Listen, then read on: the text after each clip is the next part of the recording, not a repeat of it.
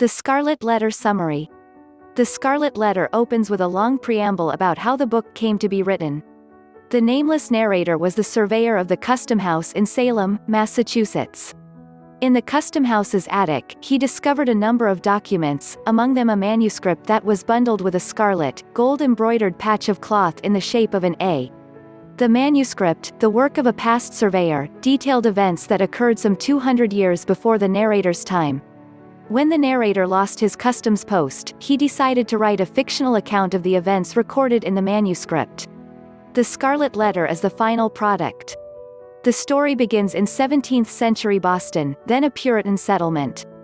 A young woman, Hester Prynne, is led from the town prison with her infant daughter, Pearl, in her arms and the Scarlet Letter, A, on her breast. A man in the crowd tells an elderly onlooker that Hester is being punished for adultery. Hester's husband, a scholar much older than she is, sent her ahead to America, but he never arrived in Boston. The consensus is that he has been lost at sea. While waiting for her husband, Hester has apparently had an affair, as she has given birth to a child. She will not reveal her lover's identity, however, and the Scarlet Letter, along with her public shaming, is her punishment for her sin and her secrecy. On this day Hester is led to the town scaffold and harangued by the town fathers, but she again refuses to identify her child's father. The elderly onlooker is Hester's missing husband, who is now practicing medicine and calling himself Roger Chillingworth.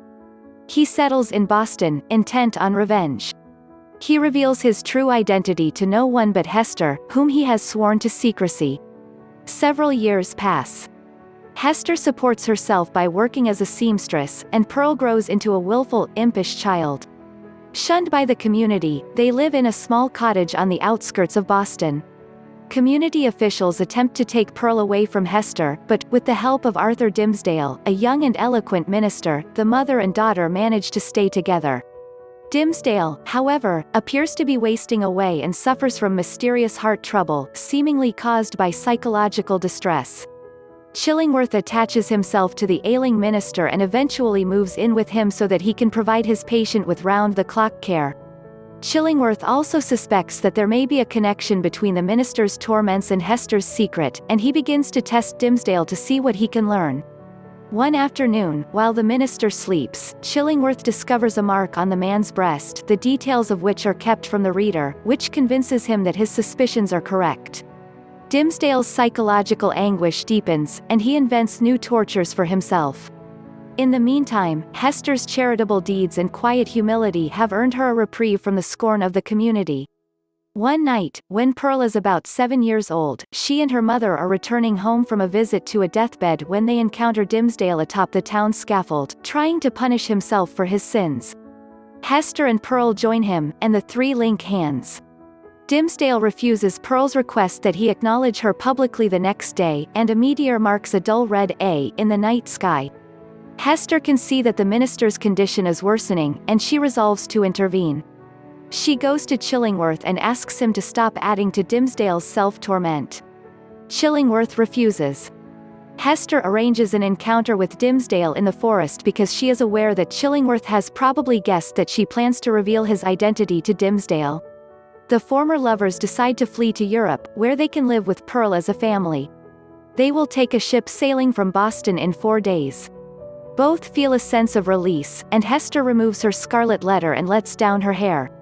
Pearl, playing nearby, does not recognize her mother without the letter.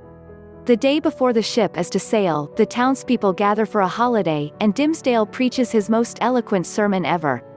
Meanwhile, Hester has learned that Chillingworth knows of their plan and has booked passage on the same ship. Dimmesdale, leaving the church after his sermon, sees Hester and Pearl standing before the town scaffold. He impulsively mounts the scaffold with his lover and his daughter, and confesses publicly, exposing a scarlet letter seared into the flesh of his chest. He falls dead, as Pearl kisses him. Frustrated in his revenge, Chillingworth dies a year later. Hester and Pearl leave Boston, and no one knows what has happened to them. Many years later, Hester returns alone, still wearing the scarlet letter, to live in her old cottage and resume her charitable work. She receives occasional letters from Pearl, who has married a European aristocrat and established a family of her own. When Hester dies, she is buried next to Dimmesdale.